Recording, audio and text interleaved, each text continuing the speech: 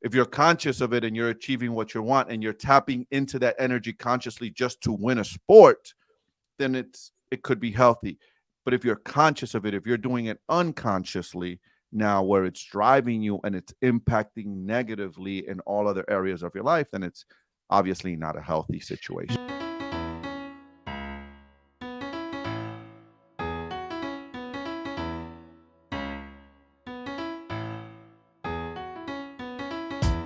83% of Americans identify as not very happy, which can hold you back and negatively affect your relationships and your business. On this podcast, we discuss the proven steps to happiness so you can restore balance and rekindle your joy.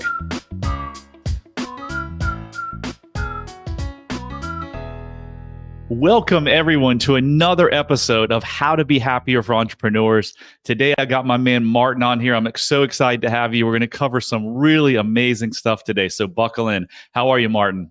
I'm fantastic, brother. Thank you for having me on your show. Really excited to share with you and your audience today. Well, you have so much experience and so much breadth of knowledge. It's pretty impressive. So I'm going to hit you with one of the many things we've talked about in our previous discussion, and that is that you're an NLP practitioner. So that's amazing, right? So Yes, letting go of fear, letting go of sadness, anxiety, and limiting beliefs, I would think you would agree is one of the keys to happiness. Would you agree to that? 100%. When you are carrying those negative emotions around, when you're unconsciously carrying those negative emotions is typically what holds us back from success in all areas of our life, from our relationships, our business, marriages, friendships, you name it. It's one of those negative emotions holding us back. So within the first 20 seconds, Martin had a mic drop moment. I don't know if you heard him say, he corrected himself, and he said it's the unconscious limiting beliefs that negatively affect every area of your life. Can you speak a little bit more to that, Martin? So, for instance, right, I'm going to talk about, because this just came up yesterday. I'm going to talk about marriage, right? A little bit on relationships. So children, there was a post on Instagram that was talking about relationships or something and toxic relationships. As you know, I've been married 21 years. So children learn what they live, right? So we adapt our behaviors, we adapt our personalities and our true behaviors from the ages of 0 to 5, as you know, right? And children learn what they live. So if you live in an environment as a child, you live in an environment where your dad is abusive to your mom, unconsciously, we pick up those cues. This is all happening unconsciously. We pick up those cues, and that's the relationship that we want to model unconsciously in our adult life. So some women ask themselves, well, why am I constantly in a toxic relationship? It's because somewhere along the line, you believe that that's the right type of relationship you should be in because you picked that up somewhere at home, either from mom or from dad. And you have to work with a coach, an NLP practitioner, someone that's certified in the practice that can help you let go of those limiting beliefs. Then the first thing is you got to know the first thing to recovery is knowing that you have an issue, right? What do they tell you when you go to to AA? You got to admit that you have a problem. So the first and most important thing is knowing, holy crap, that's right, I learned this from mom. Or how many of us had heard, I grew up poor, right? Hearing this, Brad, rich people are bad. I grew up in New York City. Rich people live all in Park Avenue in those penthouses, nice, beautiful penthouses. We're down here in the ghetto and they live up there and we work for them. And there was this painted picture that was projected onto me without me having any say in that. This is what I call generational curses, which are limiting beliefs that are passed down from one generation to the next generation to the next generation. And until you do the work on yourself and you realize with someone like yourself or like myself, and you realize, holy crap, this is not my belief. This is what I was taught. Rich people are not bad. Rich people are good. They're the ones that fund hospitals. They're the ones that do all these great things. Without their tax dollars, there's no new roads. There's no this. There's no that. So that's just one of the few examples of why it's important to understand where these limiting beliefs come from. Man, you were speaking my language here, Martin. This stuff is amazing. So, can you imagine how many people in this world don't understand that? And it's not their fault, because I didn't understand that for 47 years of my life, right? And I just put up on the screen, your subconscious mind controls your behavior. So 95% of your behavior in a given day is controlled by your subconscious mind. The things that Martin was just talking about. If you witness something in your childhood, if someone's mean to you, if you don't get what you want in terms of love or affection or your needs met, you come up with these unconscious thoughts that something's wrong with me. I'm not good enough. Rich people are bad, so therefore I don't want to be rich because then I'll be bad. All of these behaviors drive, or our thoughts drive our behaviors, right? And so people are wondering why they have a shitty marriage and why they're overweight and why they can't make any money. And it's not their fault. Like, literally, it's not their fault. It comes from childhood programming. Yes. I'll share a quick story with you. As a child, I grew up in Dominican Republic, right? So I was born here in the United States. My mom came pregnant with me here to the US. And then she sent me back home to the Dominican Republic because she had nothing. She was getting herself stabilized here. And I remember my dad had me as a very young guy, in his early 20s. And my dad was a player, right? My dad was this playboy guy. I remember, Brad, my dad taking me, may he rest in peace, my dad, God bless his soul. I remember him taking me from one girlfriend that he had, right? Check this out. Up the block, he lived with one woman in one house with my grandmother, and up the block to the right in DR, he had another woman pregnant. Okay. And this is the stuff I learned. This is the stuff I learned about being a man at a very young age. I tell my younger brother now, like, hey, this is what dad used to do. I used to see with your mom. I used to see dad with your mom, had my other brother's mom, and this is the stuff I used to do. And early in my teenage years and in my early adult life as a man, I had to undo all that crap. I had to undo all that. I had a lot of work to do. I had to undo all of that shit that, hey, this is what a real man looks like. Because that's what I saw my dad doing. Yeah, amazing. Yeah. Well, congratulations for doing the work and not just continuing, like you said, the multi-generational curse. So, Martin, as an NLP practitioner, what can you share with the listeners a practical NLP technique that they can start using today to improve their mental state, i.e. their happiness and joy? One of the most powerful tools is visualization, right? So I like to, something simple, of course, you can do this with, usually it's done with a practitioner walking you through this. But one thing that's really cool and a really neat exercise to do is close your eyes in the mornings, know what you want. So I have a formula, which is decide, commit, take massive action, and that equals success. So decide on what you want, then commit to that decision you made, but really commit, do whatever it takes to get there, and then take massive action, and that leads to success. So once you know what it is that you want, get a clear picture of what it is that you want. Write it down somewhere. What is it that I want? What does a beautiful future look like for me? Is it a marriage? Is it in business? Is it making a certain amount of dollars? Is it driving a certain car? What is that? And one really good practice is close your eyes. Imagine yourself going into a movie theater, in the back of a movie theater, and then open up a big movie screen and see yourself doing those things as if you've already done it. So as a third person, you're watching the movie and you're seeing yourself actually achieving those things. So making the money, driving the car, having the happy family, hanging out with your kids. See yourself doing those things for a few minutes, for a few seconds, 30, 40 seconds as a third party, and then go into the screen and then go into the movie as if it were yourself. You're actually seeing and hearing it yourself inside of the movie.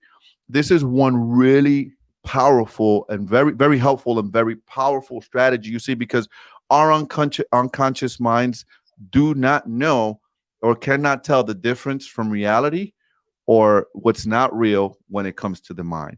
What will happen is you'll start going towards those things. You'll start attracting those things, and you'll start taking actions daily, unconsciously, that will get you closer to that thing. But that's a habit, and that's a practice, and it's a discipline that people have to discipline themselves to do every day, I love it. As often as they can.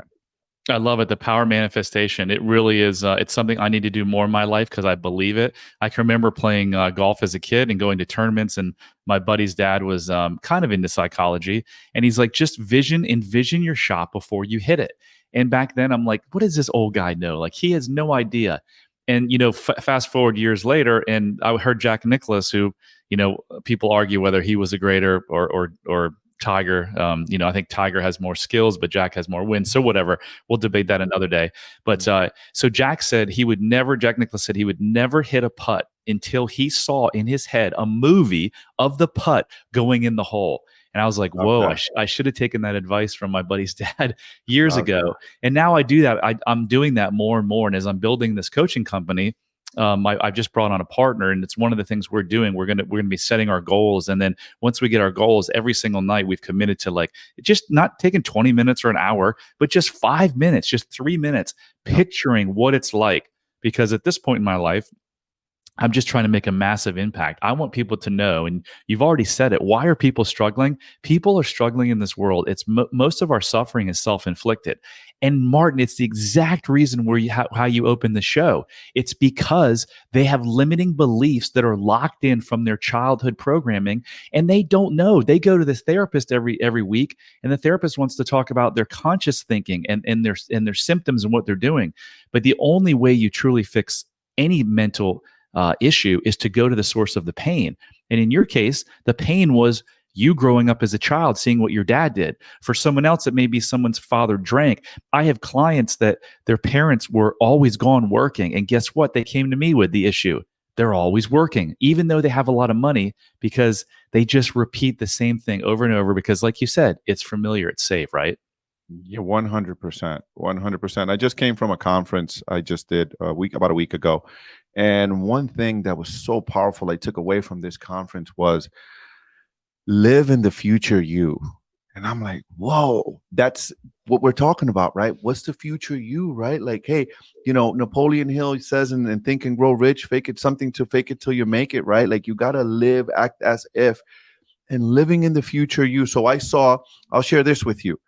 Mike Tyson, keynote speaker, Tom Brady, keynote speaker, all this 3-day event. And the other keynote speaker was Mike Gadara, the Something Hospitality, the author of Undeniable or Something Hospitality, had the #1 restaurant in the world, all top of their game in their respective fields. All these guys, right? We're talking about top high level guys. One key thing I took away, spent thousands of dollars to go there, right? Flight, everything. One thing I took away, all of them, and they all spoke, by the way, 3 different days. They weren't like together on stage. These were day 1, day 2, day 3. One thing I took away, sir, each and every one of them, you know what they said? They got to the top, and they've brainwashed themselves, that they visualize themselves as being the best. Every single one of them. Mike Tyson, I don't know if you've seen Mike Tyson's very wise. Mike Tyson has turned into this really wise man as an old guy now, right? And if you remember Iron Mike back in the days, he was this freaking monster, right? Remember Mike, you see that anger in him. You see that beast in him. And for a moment, someone asked him a question in the audience. And for a moment, we saw that savage come out. And someone asked him, hey, Mike, how do you reach to the top of something to this day? How do you reach to the top of, the game and just Iron Mike, and you get that savage, that monster? And his answer, you could see it in his eyes. He says, because I'm a savage. You could see him like you can literally, I could relate, because I literally saw in his eyes him going back to when he was 14, 15, and his first coach that believed in him told him, you're a savage. I could see it in his eyes where he's like, I'm just a freaking savage, and I'll destroy anyone. And then he was like, but I'm not that anymore. I could be like yes, but this was the mindset that he had to create in his head to be who he was. And same thing for Tom Brady. Tom Brady said something to the effect of, every year he would win 7 Super Bowls, right? Every year he win a Super Bowl. It was, next season, I'm back at the bottom. He would work just as hard as if he didn't have a spot in the team, because he had to earn his spot in the team. So it was that vision of that future self of himself. I'm back at the bottom, and I'm going to work just as hard. That's how a guy plays till he's 45 years old. You know who else said they were the greatest of all time from a very early age is Muhammad Ali. Muhammad Ali, baby. Muhammad Ali. That's right. So, Martin, do you think Tom Brady is a happy, fulfilled guy? That's a good question. I don't know the guy personally. I know that he's had some issues in his marriage. They didn't touch on that. I can speak on his performance as an athlete. As an athlete, I can tell that as an athlete, I don't know as a human being because I don't know the guy, right? Personally, I'm not hanging out with him, spending time with him. But I can tell by the way he answered, because I was there live with him, body language, 55% of communication is body language, reading his body language, seeing his eyes, his tone, his words, that the guy is he's a competitive monster. I could tell you that. I could tell you that in the sport, he is super, super competitive and super fulfilled when he's doing that. I can't say about any other areas of his life. So I agree with you, and I have a lot of respect for the guy. He is the greatest of all time, right? But why is he such a competitor? I have my theory on this, and it could be completely wrong, but my theory is he's a competitor because he's trying to prove something. He didn't feel enough based on something that happened in just like you said at the beginning of this call, the episode, he had some limiting beliefs and he had to prove something, and damn, did he prove something.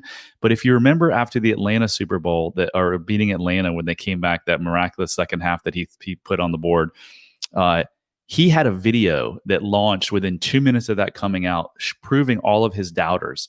If you had a guy with unconditional self-love and felt he was enough, would he have had to get a video out within 2 minutes proving everyone he was wrong?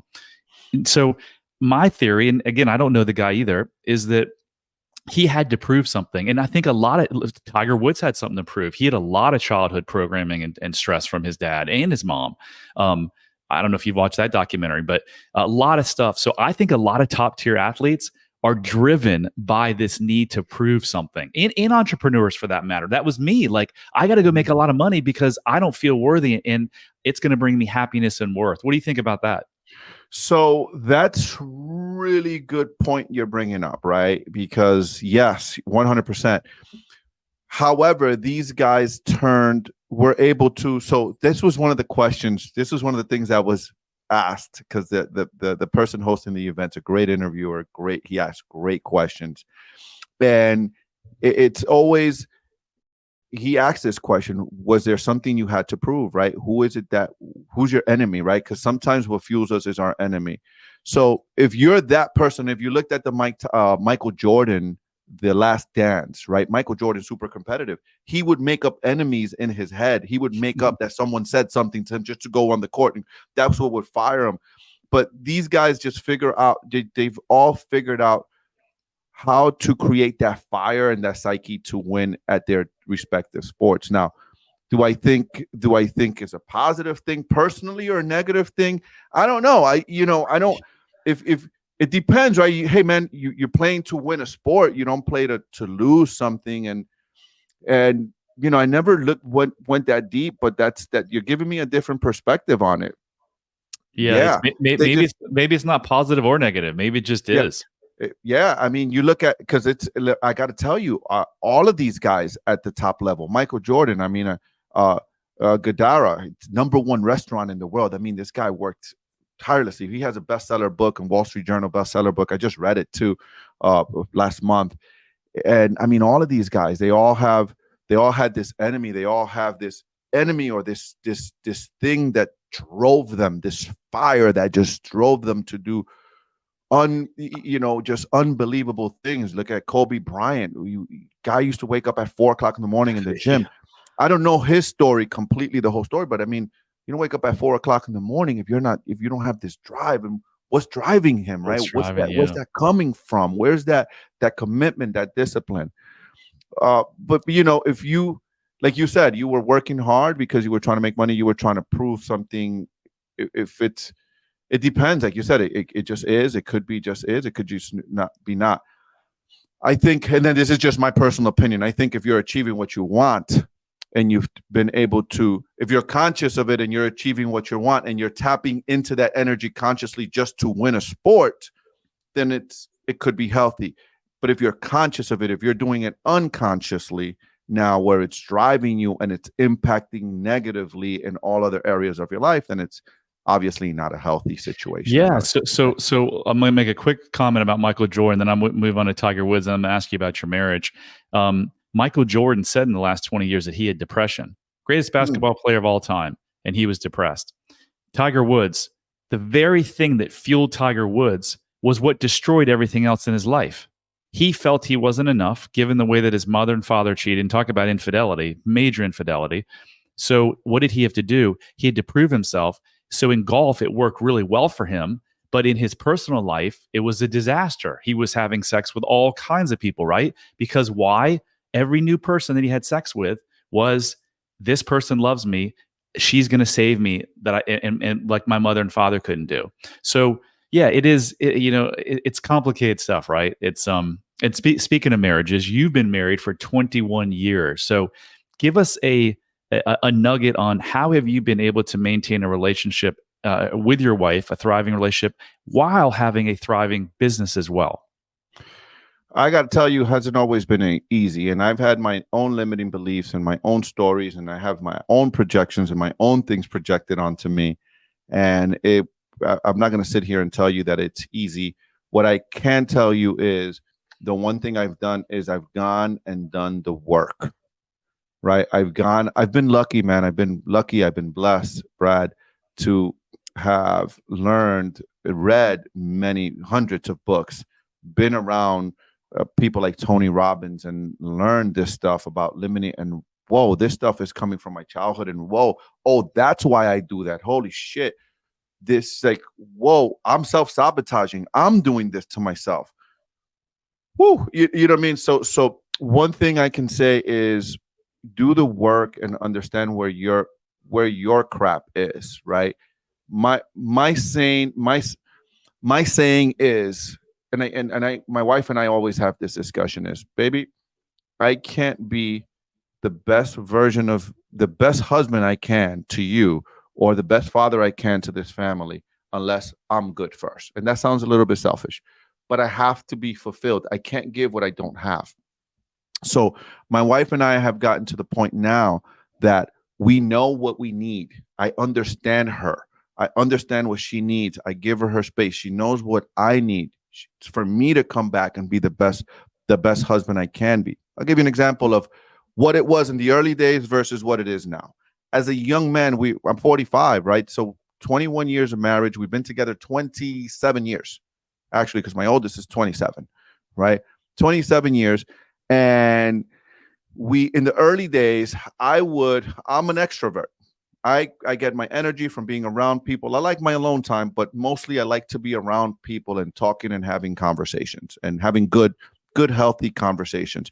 My wife gets her energy from being alone. In the early days, I would go to my wife and say she would want to be left alone because she needs her energy, and I'm an extrovert, and I would be like, what's wrong? Why you don't want to talk? Why you don't want to be with me? Not understanding that she needed to recharge. And that would create a lot of problems, Brad, a lot of fights, right? Today, I understand when we wake up in the morning, I'm going my way. Good morning, baby. Give her a kiss. I'm up before her, an hour before her. I give her a kiss and I go do my morning ritual, meditate my things. She leaves me alone. She knows this is what I need to start my day right.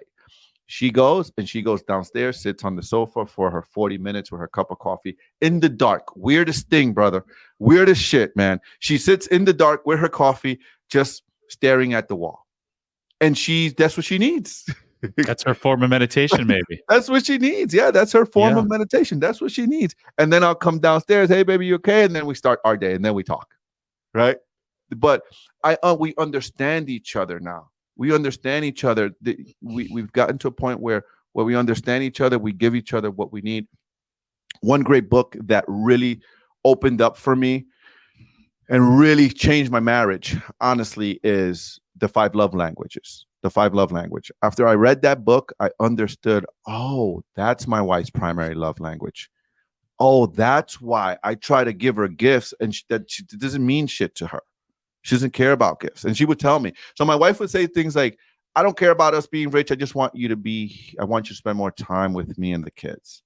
I'm a driver. So I want the best things for us. I'm a provider. I want the best things for my wife, for my kids, and my family. So I'm constantly driving, right? And she didn't care for that. She didn't care for that. It wasn't that she didn't care for the nice things or wanting a nice house or nicer things. She just wanted me to be, she felt loved when I spent time with her, quality time with her. So, Martin, you've mentioned several times do the work. And do the work means what you started out with. It's figuring out what those limiting beliefs are so they're not unconsciously controlling your life, right?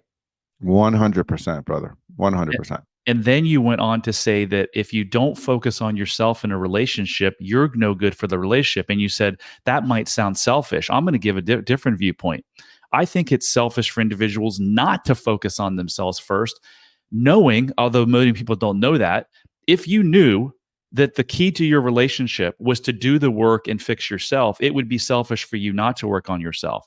So if you're sitting here and you're listening to this and you're like, I wonder if my marriage could be better, or I wonder if I have to do the work, because if we were having this conversation 3 years ago, Martin, I'd have been like, dude, great for you doing the work, but I didn't really have any work to do.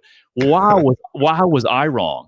So I've developed this literally, it takes 3 minutes. It's 12 questions. It's a self-love quiz. If you're sitting there listening to this thinking, no, I got all my shit together, I'm good.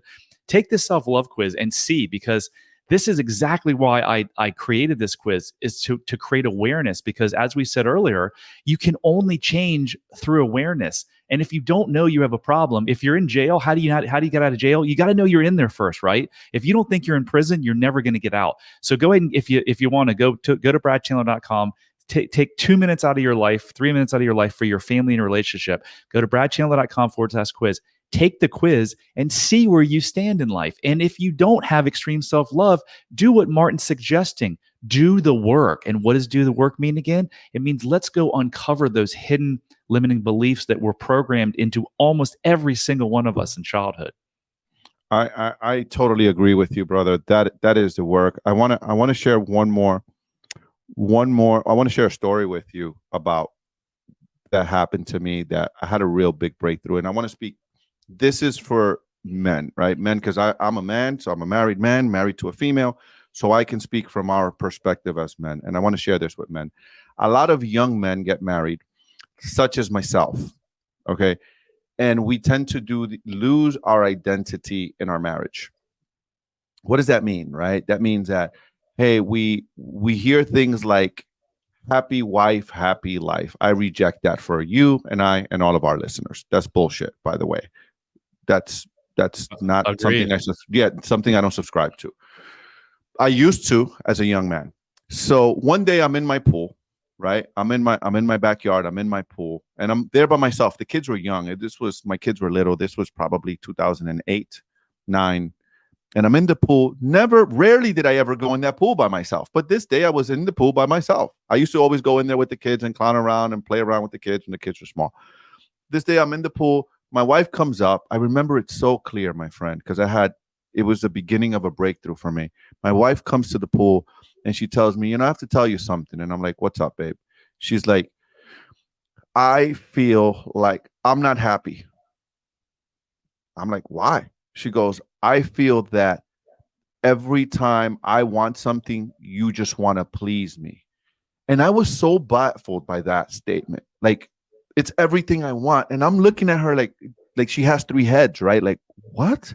Like, any woman in the world would want a man that wants to make her happy. But my definition of making her happy was just doing whatever she wanted. So I was like, what do you mean? And she was like, if I say I want this, you say sure. If I say we don't fight, we don't fight. She was like, we don't argue, we don't fight, but it's always about me and it's always about you pleasing me. Right? It's never, you don't have your own opinion. You don't have your own voice.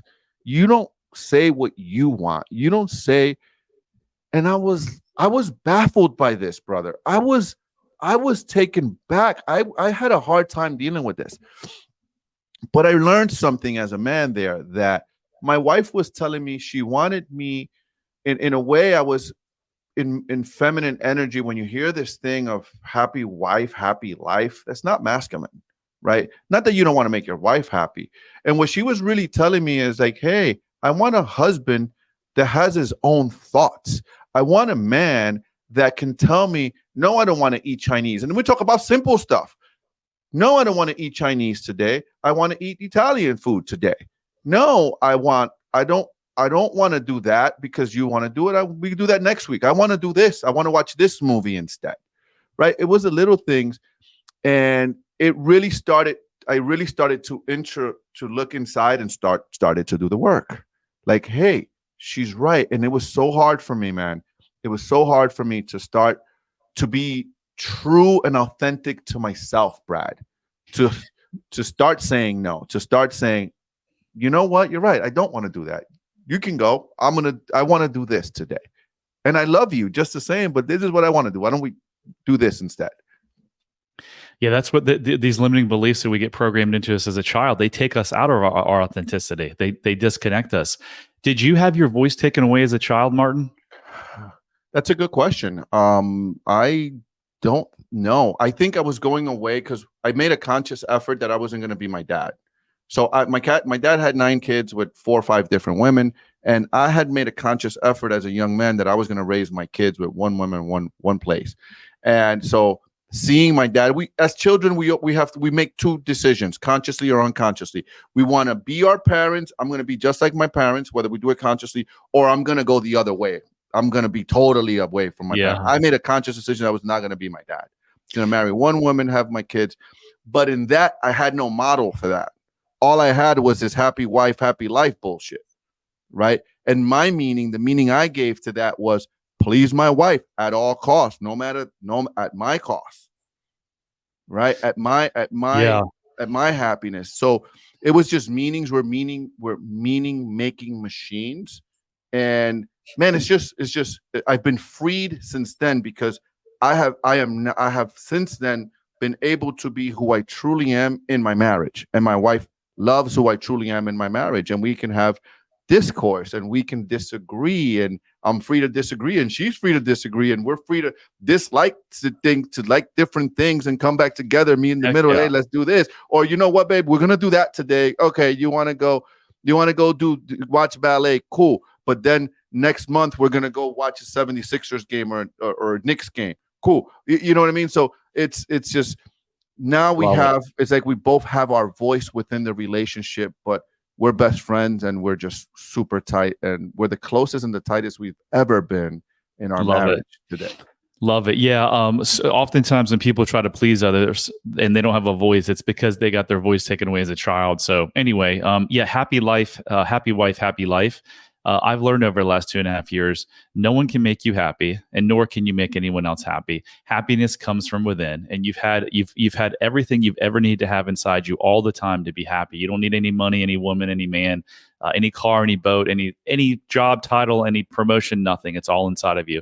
So as we wrap up here, Martin, absolutely love this conversation. What are you doing now, and how can people reach out to you? So I'm doing a lot of real estate. I'm doing some training and coaching to aspiring investors. And so people can reach out to me. I'm on Instagram, probably the best. It's probably where I'm at the most active, the Elite Martin Perdomo, the Elite Strategist. You can also check out my YouTube channel, which is Martin Perdomo, the Elite Strategist. I'm all over social media. If you just look me up, Martin Perdomo will come up, the Elite Strategist. You can find me. If you just Google me, you'll find me. You want to spell your last name for Perdomo, Perdomo, the Elite Strategist. Martin Perdomo, Perdomo, the Elite Strategist. You'll find me. Anywhere you go, you'll find me on the internet. Well, if you guys enjoyed that show, I'd love to spread this word and help other people overcome their limiting beliefs. So please share it, rate it, review it, whatever you'd like to do. Martin, it's been a true pleasure. I really appreciate it. Super, super awesome show. And that concludes another episode of How to Be Happier for Entrepreneurs. Remember, love does heal all. Hit subscribe if you don't want to miss out on more life-changing content. And if you're struggling, you don't have to. Go to bradchandler.com/contact.